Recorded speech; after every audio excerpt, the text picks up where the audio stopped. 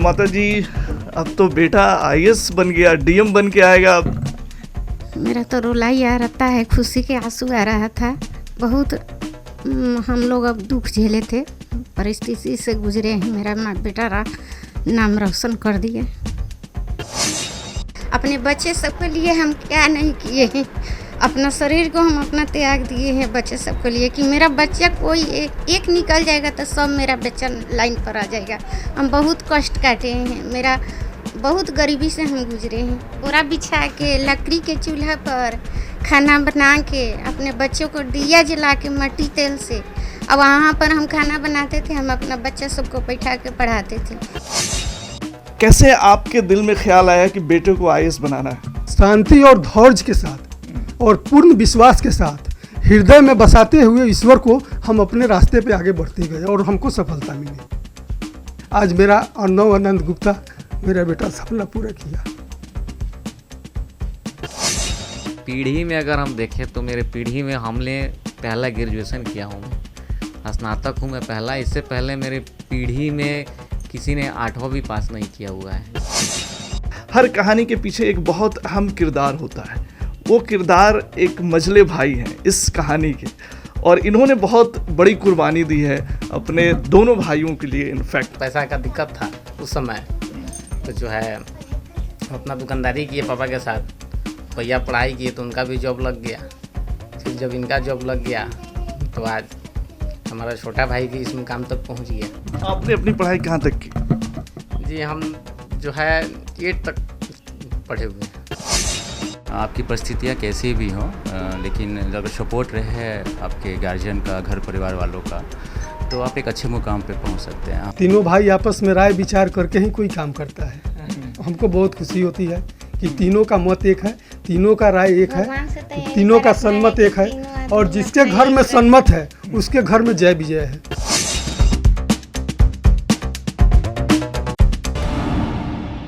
HTV news पर आप देख रहे हैं टॉक विथ अंसारुल, और टॉक विथ अंसारुल में आज बात एक बार फिर से प्राउड मोमेंट की। आज एक बार फिर से जो है एक ऐसे परिवार से हम बात करने जा रहे हैं जिनके बच्चे ने, जिस फैमिली के बच्चे ने पूरे चंपारण को गौरवान्वित किया है। इस वक्त हम हैं यूपीएससी में 213 रैंक लाकर पूरे चंपारण का नाम रोशन करने वाले अर्णव आनंद गुप्ता जी के घर पे हैं, और उनके परिवार के सभी, उनके माता पिता, भाई बहन, सब लोग साथ हैं।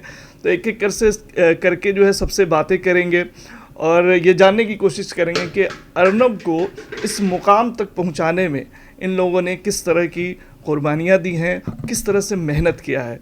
तो सबसे पहले हम मुबारकबाद देंगे उनके पिता बैद्यनाथ प्रसाद गुप्ता जी को कि ये खुद अनपढ़ रहते हुए, एक तरह से कह लें साक्षर हैं, सिर्फ साइन करना जानते हैं, लेकिन इन्होंने अपने ज़िंदगी में पढ़ाई नहीं की, लेकिन इन्होंने पढ़ाई के महत्व को समझा, और उसी वजह से आज इनका बेटा एक आईएएस ऑफिसर बनने के तरफ आ चुका है और रिज़ल्ट भी आ चुका है। बैद्यनाथ जी, बहुत मुबारकबाद आपको, बहुत बड़ी कामयाबी आपको मिली।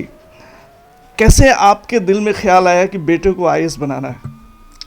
बेटे जब मेरे नवोदय में गए, नवोदय विद्यालय में गए पास करके, उसके बाद जो है सो घर परिवार का मोमेंट चेंज हुआ कि नहीं, इनको आईएएस बनाना है। तो 5वां 6ठा क्लास से हम उनके लिए लग गए। नवोदय में गया तो हमारा पैसा बचा, सरकार को टोटल खर्चा दिया बच्चा को पढ़ाने के लिए। उसके बाद वहाँ से गए, नवोदय से निकल के बाहर पढ़ने गए, उसमें हमको कुछ खर्चा करना पड़ा, और बहुत गरीबी से उस समय माली हालत हमारा बहुत ख़राब था। हमारा एक बड़े वाला बच्चा निकले, जब बैंक में उनका जॉब हुआ तो हमारा कुछ माली हालत सुधरा।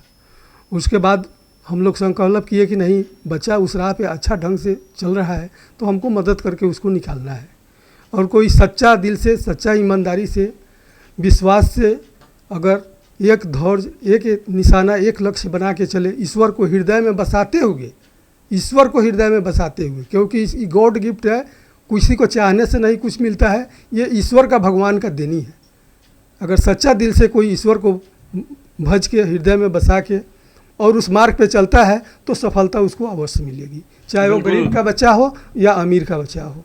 बिल्कुल, लेकिन जो परिस्थितियाँ आपके साथ रही, आप एक रेडीमेड शॉप चलाते हैं, यहाँ पे पंचमंदिर चौक पे, जी आप पढ़े नहीं। आमतौर हम से पढ़े नहीं। ऐसे लोग होते हैं, उनकी ये सोच होती है कि अपने बच्चों को बिजनेस में ही इन्वॉल्व करें, पढ़ाई की तरफ उस तरह का ध्यान जाता नहीं है। लेकिन वो आपने उस चीज़ को समझा, पढ़ाई की अहमियत को, और उसमें आगे बढ़ाया।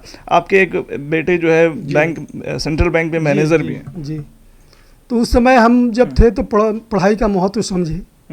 जो लोग हमको देखते थे हीन भाव, हीन दृष्टि से देखते थे, उस समय मैं छोटा व्यवसायिक था, तो इस बात को महसूस किया कि नहीं, हमको जो अवहेलना मिल रहा है, आगे चल के आने वाला पीढ़ी में हमारे बाल बच्चों को ये अवहेलना न मिले। क्योंकि हम सोच लिए थे, उसी समय हम दृढ़ विश्वास दिल में कर लिए थे कि हमको जितना कष्ट उठाना होगा, जितना दुख झेलना होगा, हम देख लेंगे, लेकिन बच्चा सबको इस लायक बनाएंगे कि समाज में उठे बैठे, और उठने बैठने के लायक बनाएंगे। और हमको शुरू से दिल में ध्येय था कि हमारे घर से कोई एक आदमी निकले जो समाज के सेवा के लिए, देश के सेवा के लिए आगे निकले। आज मेरा अर्णव आनंद गुप्ता, मेरा बेटा, सपना पूरा किया। आप भावुक हो रहे हैं, लेकिन आप जैसे पिता पे जी सबको फख्र है, क्योंकि उस कष्ट को, उस तकलीफ को आपने महसूस किया है। और जब परिस्थितियां घर की नामुनासिब रहती है तो समझा जा सकता है कि कैसे घर परिवार चलाना, पढ़ाई का खर्च उठाना। कभी आपको ऐसा लगता था कि बहुत पढ़ाई अब नहीं हो पाएगा? जीवन हम गुजारे थे, बहुत कष्टमय जीवन गुजारे थे, लेकिन शांति और धैर्य के साथ और पूर्ण विश्वास के साथ हृदय में बसाते हुए ईश्वर को हम अपने रास्ते पे आगे बढ़ते गए और हमको सफलता मिली। बस यही कहना चाहूँगा, और कुछ नहीं। बिल्कुल, और जहाँ चाह है वहाँ पे राह है। उनकी माता जी अर्णव की, वो भी हमारे साथ मौजूद हैं और एक कुशल गृहिणी के तौर पे हैं। माता जी, अब तो बेटा आईएएस बन गया, डीएम बन के आएगा अब। बहुत बहुत शुभकामना है अर्णव जी का। मेरा बेटा आईएएस बन गया, मेरा सपना पूरा कर दिया। और क्या कहूँ हम, मेरा तो रुला ही आ रहता है, खुशी के आंसू आ रहा था। बहुत हम लोग अब दुख झेले थे, परिस्थिति से गुजरे हैं। मेरा बेटा नाम रोशन कर दिया, और अब क्या बताएं हम। पहली बार सुनी तो कैसा लगा आपको? रात भर सोए नहीं, नींद नहीं आया खुशी के मारे। तो ये जो खुशी के आंसू हैं वो आंखों में छलक रहे हैं, और जाहिर सी बात है कि इतनी बड़ी कामयाबी, देश के सबसे टफेस्ट एग्ज़ाम में से एक यूपीएससी को माना जाता है, और उसको क्रैक करना, वो भी फर्स्ट अटेम्प्ट में, ये अपने आप में बहुत बड़ी बात है। ये बच्चे की प्रतिभा को जाहिर करता है कि किस तरह से उसने अपने आप पे मेहनत की होगी और किस तरह से खुद को तैयार किया होगा।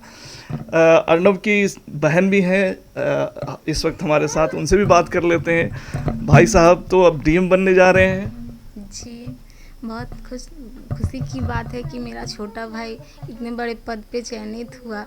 मुझे काफ़ी गर्व है इस बात पे। पहले से लग रहा था कि भाई जो है इस तरह से क्रैक कर पाएगा? जी, मुझे अपने छोटे भाई पे पूरा विश्वास था कि वो फर्स्ट बार में ही वो अच्छा रैंक लाएगा। लेकिन वो थोड़ा अभी दुखी है कि उसको 1 से 10 तक वो सोच रहा था कि उसका रैंक आएगा, लेकिन नहीं आया। लेकिन वो अभी थोड़ा दुखी है कि मुझे जितना मैंने पढ़ाई किया उस हिसाब से मुझे अच्छा रैंक नहीं मिला। लेकिन कोई बात नहीं, जो हुआ सो अच्छा हुआ।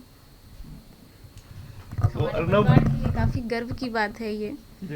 जी, हम लोग बहुत छोटे से ऊपर आए हुए हैं। ये हमारे परिवार के लिए बहुत गर्व की बात है, प्राउड मोमेंट है ये हमारा।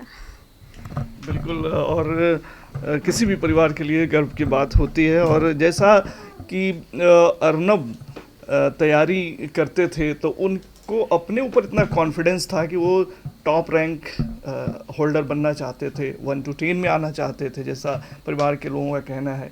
तो थोड़ा सा मलाल है, लेकिन अपने आप में ये बड़ी बात है, क्योंकि अर्णव ओबीसी कैटेगरी से आते हैं तो 213 रैंक है, तो इस लिहाज से ये कहा जा रहा है कि इनको आईएएस जो है मिलेगा। अर्णव की ज़िंदगी कैसे बदली? जब घर परिवार का एक बच्चा जब आगे निकलता है तो वो पूरे घर का माहौल चेंज हो जाता है। तो अर्णव के जो भाई साहब हैं, इन्होंने पीओ निकाला और पहले ये जो है अपने घर में या परिवार में जो है जॉब लेने वाले, सरकारी जॉब लेने वाले युवा बने। तो इनसे जान लेते हैं कि अर्नब को इन्होंने कैसे सपोर्ट किया। और बताइए भाई साहब, अब तो भाई साहब ने आपका सपना पूरा कर दिया, आपने जो है एक पूरे फैमिली को एक मार्गदर्शन दिया। जी थैंक यू सर। सपोर्ट करने का जहाँ तक मेरा है कि हम बता दें आपको कि मेरे फैमिली से मेरा पीढ़ी में अगर हम देखें तो मेरे पीढ़ी में हमने पहला ग्रेजुएशन किया हूँ, मैं स्नातक हूँ मैं पहला। इससे पहले मेरी पीढ़ी में किसी ने 8वां भी पास नहीं किया हुआ है, ना मेरे दादा, ना दादी, ना चाचा, ना चाची, ना मम्मी, ना पापा, है ना। तो अपने पीढ़ी से पहला मैं था जिसने ग्रेजुएशन पास किया। शुरू में हम भी प्रयास किए यूपीएससी का एग्ज़ाम देने के लिए, लेकिन परिवार के आर्थिक स्थिति सही नहीं होने के कारण उतना मेरा एकेडमिक बैकग्राउंड उतना मजबूत नहीं था। तो यहाँ है कि जिसका बैकग्राउंड जितना मजबूत है, यहाँ तो ओपन कंपटीशन है, तो आपके पास भले ही उतना दिमाग क्यों ना हो, लेकिन आपको उतना समय देना पड़ेगा जो एकेडमी में आपने उतना समय नहीं दिया था एकेडमी मजबूत करने में। तो यहाँ लैकिंग रहा और परिवार का हालत भी ख़राब था। यहाँ आप यूपीएससी जो है आपसे समय भी मांगता है कि आपको प्रॉपर समय देना पड़ेगा, फैमिली का सपोर्ट भी मांगता है कि फैमिली का प्रॉपर सपोर्ट होना चाहिए। केवल एक ही लक्ष्य अगर आप यूपीएससी रखेंगे तो बहुत ज़्यादा उम्मीद है, चांस होता है कि आप क्रैक कर पाएंगे, नहीं तो फिर वही होता है कि जनरली फेलियर ही होता है। तो हम ये सबको एनालाइज करते हुए अपना जो है तैयारी किए और बेसिक पर्पस मेरा यही था कि परिवार का स्थिति पहले सुधरे। तो पहले हम क्लर्क में जॉब किए यूनियन बैंक में। 2 साल काम करने के बाद कुछ पैसा इकट्ठा किए, तो उससे हम गए थे यूपीएससी की तैयारी करने। फिर पैसा ख़त्म हो गया तो अकॉर्डिंगली हम वापस आ गए। फिर हमारा बैंकिंग का प्रिपरेशन था तो पीओ हो गया। तो पीओ होने के बाद एक सैलरी ठीक ठाक मिलता है, वो भी ऑफिसर कैडर का जॉब है। तो फिर परिवार का स्थिति सुधरा। उस समय मेरा छोटा भाई भी नवोदय में सेलेक्ट हो चुका था, जिस समय हमारा सिलेक्शन हुआ 2013 में पीओ में। तो 2013 में उसका भी नवोदय पिपराकोटी में सिलेक्शन हो गया। तो उसको भी सौभाग्य से कहिए कि शुरुआती पढ़ाई उसका अच्छा हो गया, है ना। जो प्राथमिक एजुकेशन था, प्राइमरी एजुकेशन था, 10th तक उसका बहुत अच्छा हो गया। नवोदय एक अच्छा इंस्टीट्यूट है, तो 10th तक पढ़ाई किया, अच्छा नंबर भी लाया 10th में। वो 95.8% नंबर लाया मैट्रिकुलेशन में, तो बहुत अच्छा नंबर है ना। फिर उसके बाद से वो आईआईटी की तरफ जाना चाह रहा था, तो उसका भी फ्री में सिलेक्शन हो गया। एक एनजीओ उसको हायर कर ली थ्रू कंपटीशन जो है, अपने कोचिंग में ट्रेनिंग देने के लिए ले गई, कोचिंग देने के लिए। तो हम लोग ले गए उसको हैदराबाद, रंगारेड्डी, वहाँ ले जाकर के उसको जो है हम लोग मतलब कि हॉस्टल में दिए, उसको एनजीओ को दिए। तो एनजीओ में वो 1 महीना तक करीब पढ़ा, आईआईटी के प्रिपरेशन किया। फिर उसका बेसिक शुरू से ही मन था कि नहीं हम आईएएस कंप्लीट करें। तो बोला कि डाइवर्ट हो जाएंगे हम, कि मेरा जो मेन एम है हमको उसी में जाना है। तो बोले ठीक है, तुमको जो करना है करो। फिर वापस आ गया। तो यहाँ एमएस मेमोरियल में हम उसका एडमिशन कराए हम लोग, क्योंकि आर्ट्स से ही करना था इसको। तो नवोदय में फिर बैक जाने पे पिपराकोटी नवोदय में साइंस ही स्ट्रीम में आप ले सकते हैं, आर्ट्स अवेलेबल नहीं है। तो हम लोग यहाँ पे फिर आर्ट्स में एडमिशन कराए ये एमएस मेमोरियल में। तो जिला टॉप किया कोरोना के टाइम में 2020 में आर्ट्स से। हाँ, उसमें भी आर्ट्स में इसका सारा सब्जेक्ट बहुत अच्छा था। अगर हमारा उम्मीद है कि वो फैंसी आर्ट्स वगैरह कुछ सब्जेक्ट जो होता है जिसमें नंबर आपको प्रैक्टिकल वाला अगर 100 मिल जाता है, तो वैसा नंबर नहीं था। इसका कोर सब्जेक्ट सब था कि पॉलिटिकल साइंस, जियोग्राफी, हिस्ट्री, ये कोर सब्जेक्ट लिखा था। चूँकि इसका बेसिक पर्पस यही था कि हमारा जो है बेसिक फंडामेंटल मेरा मजबूत हो जाए।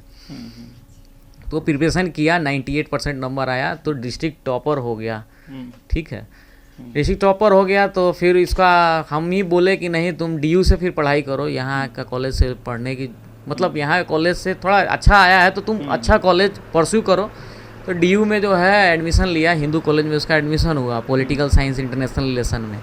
तो इंडिया का टॉप नॉच कॉलेज है हिंदू कॉलेज। और पॉलिटिकल साइंस अगर आपको पढ़ना है तो उससे अच्छा कॉलेज मेरे हिसाब से तो नहीं है कोई इंडिया में।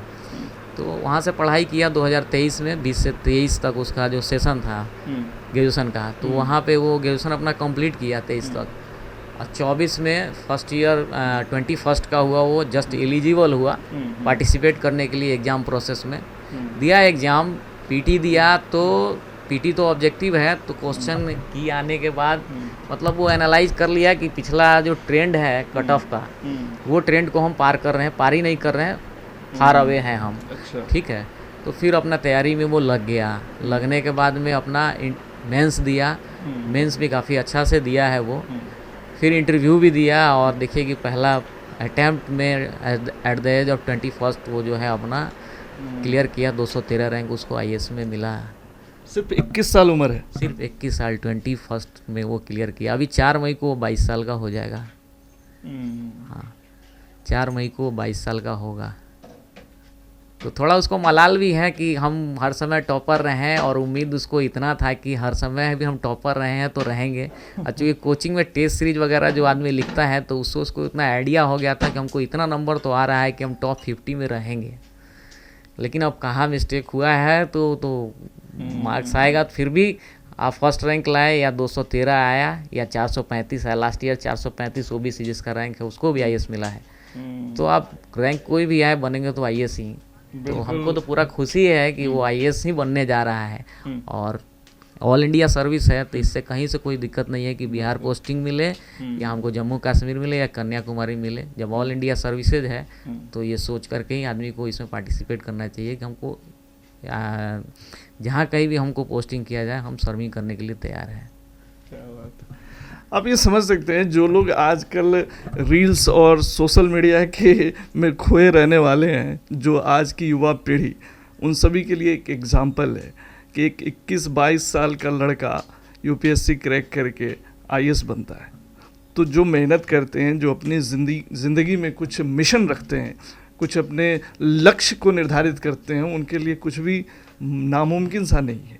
लेकिन आप अगर मोबाइल और सोशल साइट्स और रील्स की दुनिया में को ही अपनी ज़िंदगी बना लेंगे तो ठीक है, उसमें भी कुछ लाइक्स व्यूज़ आपको मिलेंगे, लेकिन ये जो शोहरत और ये जो कामयाबी है वो नसीब नहीं होगा। हर कहानी के पीछे एक बहुत अहम किरदार होता है। वो किरदार एक मजले भाई हैं इस कहानी के, और इन्होंने बहुत बड़ी कुर्बानी दी है अपने दोनों भाइयों के लिए। इनफैक्ट जैसा कि मुझे मालूम हुआ तो पिताजी भी इसमें हामी भर रहे हैं, और कहीं ना कहीं एक परिवार में जो कुर्बानी देता है उसकी कुर्बानी को याद नहीं किया करता है। जी दिया है मेरा माजिल बेटा। हाँ, दोनों भाई का निकालने का हाथ उसी का है। पहले पेट भरेगा तभी कोई काम होगा। पहले पेट भरा है मेरा माझिल वाला बेटा, उसके बाद ही आगे का कोई काम हुआ है, प्रोसेस आगे बढ़ा है। तो इसका बहुत बड़ा इनका बहुत बड़ा माझिल वाले लड़के का बहुत बड़ा भूमिका, बहुत बड़ा योगदान है। एक संपन्न परिवार, एक खुशी परिवार इन्हीं कुर्बानियों से बनता है। तो वो भाई साहब भी हमारे साथ मौजूद है। भाई साहब, सैल्यूट है आपको। आपने अपनी ज़िंदगी में बहुत कुर्बानियाँ दी हैं अपने दोनों भाइयों को इस मुकाम तक पहुँचाने के लिए। बहुत कुर्बानी दी है जी। बहुत अच्छा लग रहा है। और को बहुत बहुत शुभकामना। इतना हायर पोस्ट पे गया, आईएएस बना मेरा भाई, मुझे बहुत गर्व है। बहुत अच्छा महसूस हो रहा है, गर्व महसूस हो रहा है। नाम रोशन किया, जो हम लोग सब कोई चाहते थे, पूरा फैमिली का लोग जो चाहता था। है उसका भी सपना था शुरू से। वो कहता था ना भैया हमको आईएएस ही बनना है, हम दूसरा कोई जॉब नहीं करेंगे, हम आईएएस ही बनेंगे। तो वो अपना पूरा किया, लक्ष्य पे निर्धारित करके अपना जो है आईएएस बना, बस निर्धारित करके। और शुरू से तो हम तो व्यवसाय में ही रहे हैं। आपने अपनी पढ़ाई कहाँ तक की? जी, हम जो है 8 तक पढ़े हुए हैं, 8 क्लास तक। तो उसके बाद हम पापा के साथ में ही दुकान पे ही रहे, है ना।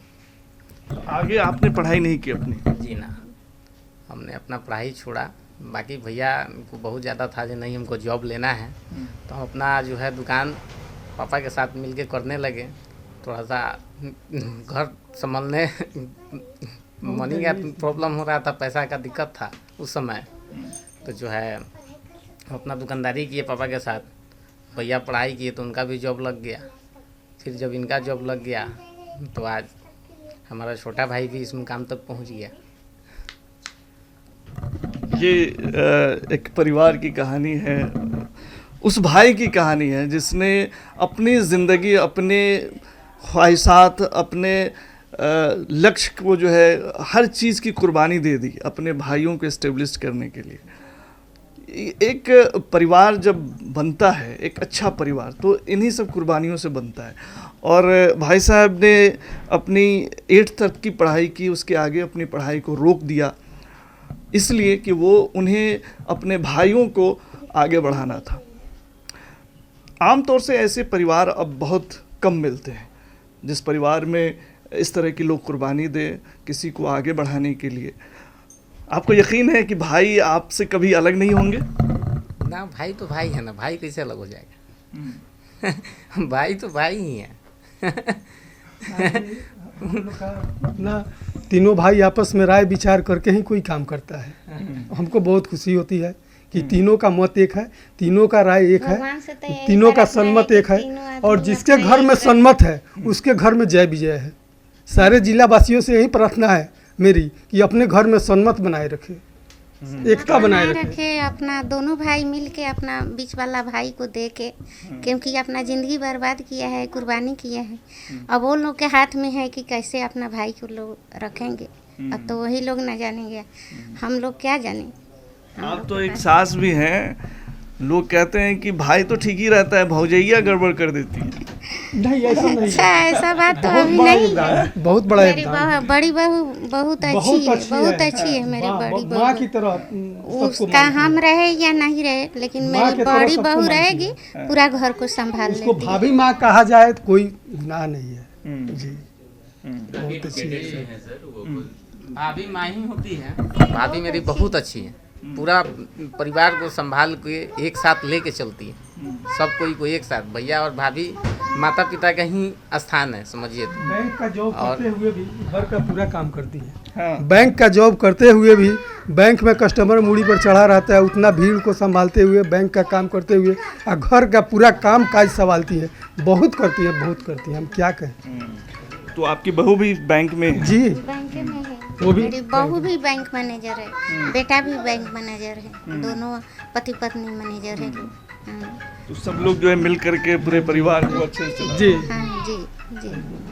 ये बातें इसलिए हो रही हैं कि इस पूरी कहानी का ये जो प्राउड मोमेंट है, इसके असली हीरो जो है अगर कहा जाए तो ये भाई साहब हैं, मझले भाई वाले भाई साहब हैं, क्योंकि इन्होंने अपनी ज़िंदगी में जो कुर्बानी दी है आमतौर से ऐसा देखने को नहीं मिलता है। तो ऐसे भाई को सैल्यूट आप कर सकते हैं।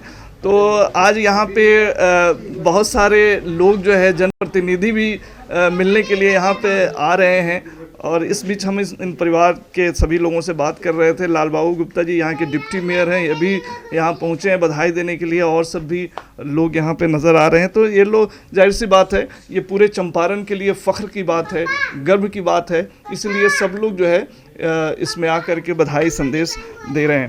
भाई साहब से थोड़ी सी बातें कर लेते हैं। एकेडमिक बड़ा सरप्राइजिंग रिजल्ट रहा, सबको चौंका दिया आर्नव ने। मतलब ऐसा उम्मीद थी कि फर्स्ट अटेम्प्ट में वो निकाल लेगा? देखिए, ये तो बड़ा अनसर्टेन होता है यूपीएससी का एग्जाम की फर्स्ट अटेम्प्ट में निकाल लेना। ये चक्र जो है आपका बहुत लंबा है ना। कोई गारंटी नहीं है कि इस बार आप टॉप में आ गए तो फिर अगले बार टॉप कर जाइएगा। तो बड़ा अनसर्टेन था। हम लोग कोशिश तो यही कर रहे थे कि फर्स्ट अटैम्प्ट है तो कुछ ना कुछ इसको मिल जाए, सर्विस एलोकेट हो जाए, फिर फर्दर अपना फिर एग्ज़ाम दे करके अपना रैंक को इम्प्रूव करेगा। लेकिन इतना रैंक तो आ गया है कि उसको आईएएस मिल जाएगा, जो वो चाहता था वो बन जाएगा। हाँ, आईएएस मिल जाएगा। कैडर कौन सा मिलने की उम्मीद? अब कैडर तो होम कैडर का ही डाला है फर्स्ट प्रेफरेंस। तो home cadre as per vacancy है, डीओपीटी गाइडलाइन अगर मिलता है तो ऑप्शनल भी था क्या कुछ? हाँ, ऑप्शन रहता है कि आप कैडर कौन सा चुनना चाहते हैं। 5 या 6 जोन है, उस जोन में हर स्टेट में आप प्रेफरेंस डाल सकते हैं। तो होम कैडर को प्रेफरेंस दिया हुआ है, पहला प्रेफरेंस। अब देखना है कि कौन सा कैडर अलॉट होता है।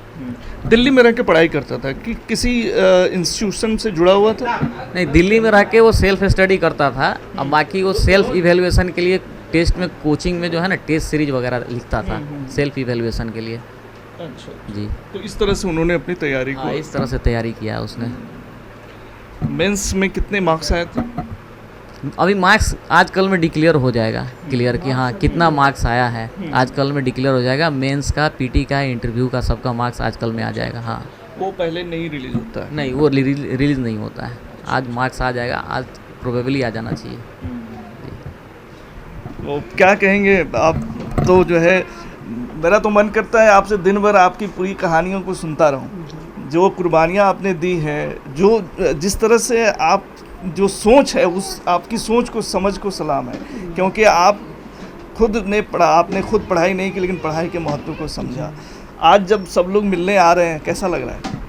मैं अपने आप को बहुत गौरव महसूस कर रहा हूँ कि मेरा लड़का मेरी शुरू से चाह थी, तमन्ना थी कि मेरे परिवार से कोई एक निकले जो देश और समाज का सेवा करे। आज मेरा बेटा सपना पूरा किया। आज बेटा सपना पूरा कर रहा है और वाकई ये बहुत फ़ख्र की बात है। माता जी, आप वैसे तमाम लड़के या माताओं को क्या संदेश देंगी कि वो भी जो है अपने बच्चों पर मेहनत करें, उनको जो है मौका दें? जी सब महिलाओं लोग अपने अपने बच्चे को बहुत से अपना मेहनत करके अपने बच्चे को आगे निकाले। हम भी बहुत मेहनत किए हैं अपने बच्चे सबके लिए। हम क्या नहीं किए हैं, अपना शरीर को हम अपना त्याग दिए हैं बच्चे सबके लिए कि मेरा बच्चा कोई एक निकल जाएगा तो सब मेरा बच्चा लाइन पर आ जाएगा। हम बहुत कष्ट काटे हैं, मेरा बहुत गरीबी से हम गुजरे हैं। आज मेरा बेटा सा कमाने लगा तो हम अच्छा ढंग से कपड़ा पहनते हैं, अच्छा से खाते पीते हैं, अच्छा से रहते हैं। मोहल्ला के लोग सब कोई जानता है मेरे बारे में, जो हम कितना कष्ट उठा के बेटा सबको हम आगे निकाले। और हम क्या कहें, अपना कष्ट हम कितना बताएं आपको। एक समाज में एग्जाम्पल सेट हुआ है कि आपकी परिस्थितियाँ कैसी भी हों, लेकिन अगर सपोर्ट रहे आपके गार्जियन का, घर परिवार वालों का, तो आप एक अच्छे मुकाम पे पहुंच सकते हैं। हम तो इसी मोहल्ले से हैं और काफ़ी हम लोग नो क्या आप पड़ोसी? नहीं, ये गुड्डू मेरे फ्रेंड हैं, हम लोग साथ में पढ़े हुए हैं और उन्हीं के छोटे भाई हैं। और पर्सनली ये मामा जी मामी जी हम लोग रहेंगे, तो हम लोग बहुत पहले से जान रहे हैं इन लोग की स्थिति और काफ़ी धीरे धीरे बहुत बेहतर हुई है सपोर्ट करते हुए। और सभी लोगों का बहुत अहम भूमिका है और एक एग्जाम्पल समाज में सेट हुआ है। बोरा बिछा के लकड़ी के चूल्हा पर खाना बना के अपने बच्चों को दिया जला के मट्टी तेल से, अब वहाँ पर हम खाना बनाते थे, हम अपना बच्चा सबको बैठा के पढ़ाते थे। इतना हम कष्ट काटे हैं। सही बात। ये पक्का का मकान पहले भी था या बाद में? नहीं उस समय कैसा था? जी, हमारा जब बाढ़ आता था ना, तब हम अपना अति चौकी पर खाना बनाते थे। जब गैस के चूल्हा हुआ तब, पहले तो लकड़ी के चूल्हा पर मिट्टी तेल जलाते थे। अपना आया जब गैस के चूल्हा खरीदा गया, बीच वाला जब बच्चा कमाने लगा थोड़ा, तो वो अब गैस के चूल्हा खरीदा तो अपना बाढ़ आता था तो अपना चूल्हा अपने रख लेते थे अति चौकी पर और वहीं पर अपना खाना बनाते थे। वहीं पर बच्चा सबको लेके सोते थे रात को। हमको कुछ से डर नहीं लगता था, हम भगवान पर भरोसा रखते थे। भगवान जो करेंगे वही होगा। हम उतना संकट से पूरा चारों तरफ से पानी बाढ़ भरा रहता था, अपना बच्चा सबको लेके हम अपना चौकी पर बनाते थे, खाते थे, रहते थे। बहुत कष्ट काटे थे। जब हम लोग का मोहल्ला का जब पढ़ाई, जब हम लोग गुड्डू हम लोग साथ पे पढ़ा करते थे, तो काफ़ी एजुकेशनल माहौल था यहाँ और सभी को हम लोग अच्छे करते थे। गुड्डू भी जानते हैं उस समय। लेकिन उसके बाद से यहाँ माहौल कुछ ख़राब हुआ इस मोहल्ले का, सभी लोग डिस्ट्रैक्ट हो गए अलग अलग जगहों पे। लेकिन अभी ये जो रिज़ल्ट आया है इस मोहल्ले का, तो एक उम्मीद है कि सब कुछ में फिर से एक जागरूकता आए और हम लोग कुछ आगे करें। अभी की जो नई युवा पीढ़ी है वो इस चीज़ को देखते हुए कि पढ़ाई में कितना ताकत है कि हम लोग इस मुकाम तक जा सकते हैं और एक समाज में एक शोहरत, एक मतलब गौरवान्वित वाली बात है। यही उम्मीद है सबसे कुछ माहौल बदले अब। बिल्कुल। महामहिम साहब का बहुत बड़ा कृपा है कि जब हम लोग फुटपाथ पे म्यूनसिपल पुल पे दुकान लगाते थे रेडीमेड का, अच्छा, तो सांसद महोदय से कितना बार रिक्वेस्ट करके हमारा पुल पर दुकान लगवाए हैं। आप मोती झील पुल पे आप दुकान लगाते थे? मोती झील पुल पे हम फुटपाथ पे दुकान लगाते थे। और उन सर का बहुत बड़ा कृपा है कि सांसद महोदय राधा मोहन सिंह जी से बार बार रिक्वेस्ट करके हमारा दुकान लगवाते थे। अच्छा, लाल बाबू जी के बारे में कह रहे हैं कि मेरा घर में भी बच्चा सब पढ़ो निकलो, लोग को देख के हमको बहुत शौक था कि मेरा भी बच्चा बने कुछ, कि हम भी लोग का बराबरी। बहुत लोग हम लोग को पहले हीन दृष्टि से देखता था लोग। हाँ, तो हम लोग का सपना था कि मेरा भी बच्चा लोग बने, कि हम लोग का भी दुख दूर हो। ये जो माता पिता हैं, इनकी जो कहानियां हैं वो एक घर परिवार को सजाने संवारने की जो अनमोल कहानियां हैं उसको आप सुन रहे हैं कि पिताजी जो है फुटपाथ पे दुकान लगाते थे मोतिहारी की मोती झील ब्रिज पे। माताजी जब बाढ़ आता था तो पूरा घर जो है फ्लड अफेक्टेड हो जाता था, तो वो जो है चौकी पे बच्चों को ले कर के पालती थी, पोसती थी, वहीं पे खाना बनाती थी। ये सब कहानियां हैं एक आईएएस परिवार की, आप कह सकते हैं, क्योंकि जो तकलीफ़ें और जो मुसीबत उठा करके इन्होंने अपने बच्चे को इस मुकाम तक पहुंचाया है, वो अपने आप में पूरे समाज के लिए एक रोल मॉडल के रूप में है। तो वो कहते हैं कि जब हौसले हो बुलंद तो मंजिलें आसान होती है, मिलती है कामयाबी जब ख्वाहिशें तूफ़ान होती है। तो आज ऐसे परिवार से, ऐसे इन सब के बीच बातचीत ये हमारी कैसी लगी, आप हमें बताइएगा ज़रूर। अभी के लिए फ़िलहाल इतना ही। तमाम खबरों और डिबेट्स के लिए जुड़े रहिए STV न्यूज़ के साथ।